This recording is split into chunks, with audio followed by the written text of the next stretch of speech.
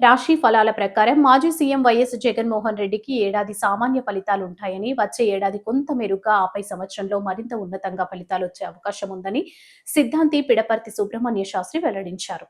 ఉగాది సందర్భంగా వైకాపా కేంద్ర కార్యాలయంలో నిర్వహించిన వేడుకల్లో ఆయన పంచాంగ పఠనం చేశారు.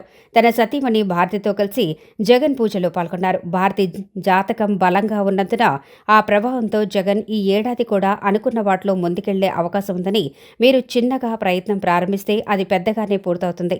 ఈ సంవత్సరం నుంచి పునాది పడుతుంది అని సిద్ధాంతి వివరించారు.